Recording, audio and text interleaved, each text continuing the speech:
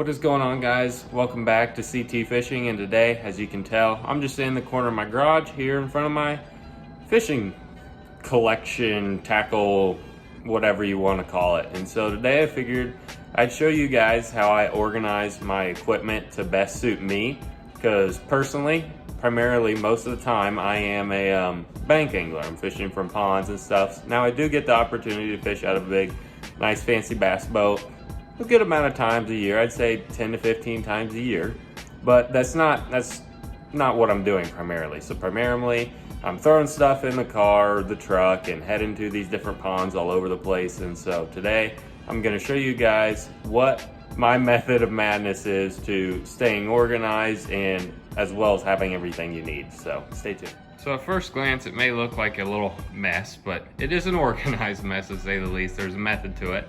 And so this is just a little corner of our garage here. And so it doesn't take up a lot of space at all. And so as you can see, we'll start off right here. First thing I want to say is this plastic pegboard. Pretty strong. I've had it for about 3 years now, and it's never gave me any problems.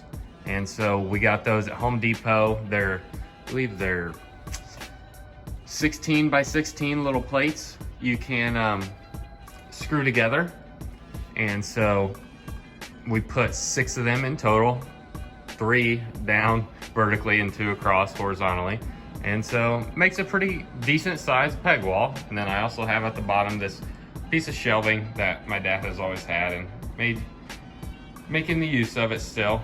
And so first of all, we always put our rods on the outside of the shelving. It does have a little rod storage spot, so you can see there and over here as well.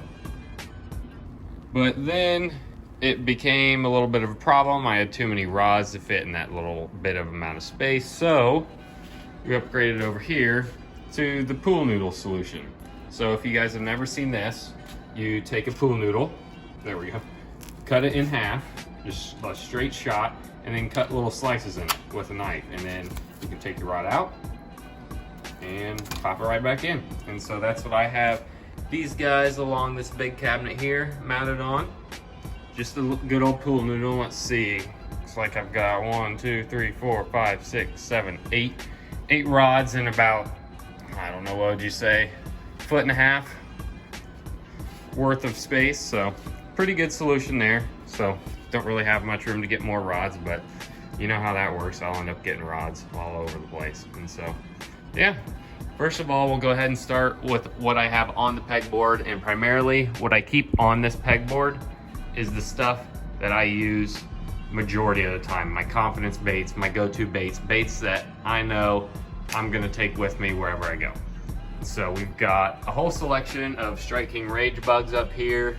We've got some spinner baits up there, big Keitech and some Huddlestons, just the extra A-rig storage up there, Ned rig stuff, big worms for the summer, Senkos, can never leave home without those, paddle tail swim baits, we got the 6-inch whale and some Keitechs back there, and then the secret lures, stupid tubes, money machines, them things catch some fish, and the stupid crawl. And then I got some just miscellaneous packs of hooks and some crankbaits and jerk baits and other hooks down there. And then this is where I keep my winter fishing gloves, just right on top of that stuff. And then this is a whole abundance of line.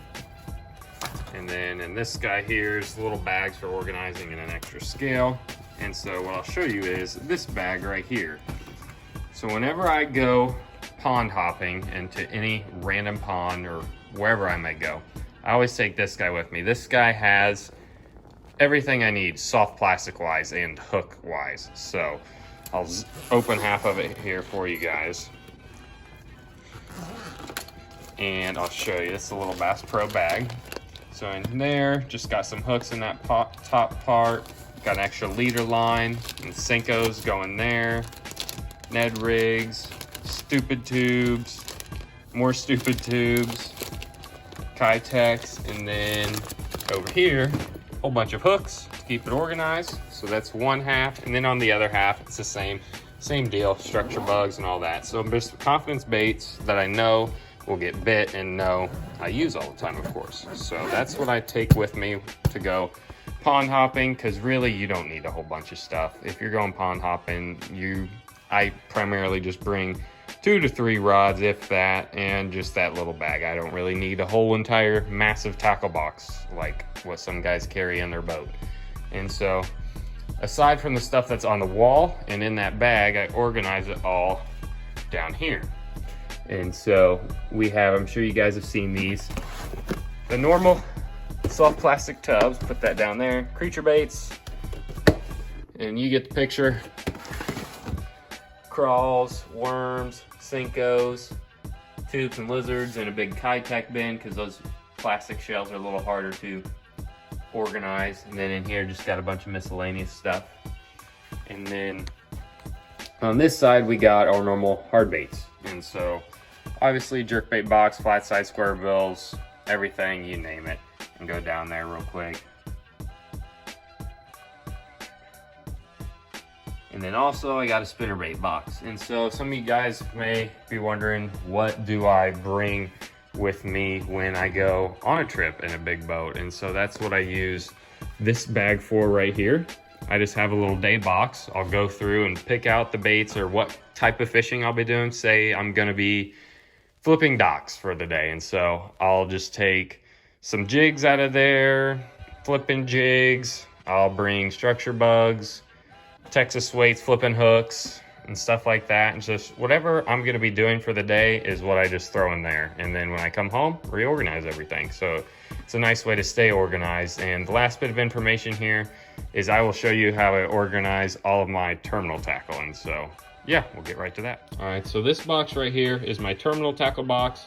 I also throw this in that tackle bag I take with me on boats and stuff. Just grab the whole box and take it, because this literally has everything I need and ever would need. And so I'll show you guys how I organize this guy. And so as you can see, you're probably like, holy cow, this is actually pretty organized for a terminal tackle box. And so that's how I like to keep it. I like to keep everything individualized by hooks and style, of course, brands even sometimes. And then also I like to put them in little baggies to try and prevent rust as much as possible. And so like for here, just this bag right here in this corner, I have a 1/0 EWG worm hooks. Boom. And then another popular one I use is right here, 3/0 EWG worm hooks. And so mostly it just goes by row. Got worm hooks up here, flipping hooks over here, and then belly weighted swim bait hooks, tube hooks, you name it, it's in here. Underspins, swim bait heads, Ned rigs, peg stoppers, rattles, trailer hooks, everything, treble hooks even. And so that's how I condense my terminal tackle into one box. And I love organizing it with those little bags. It keeps it very organized and allows me to not have to worry about rust. And so, yeah. All right, so I hope that didn't bore you guys. I hope you actually gained some information from that and gave you some ideas on what you can do to better organize all of your tackle and equipment. Today, it's just a really crappy day outside. It's like 30 degrees. Blowing rain sideways, and so figured why not come out here and make a video while I have the chance. And so hope you guys enjoyed that video today, and if you have any questions, shoot them down in the comments below.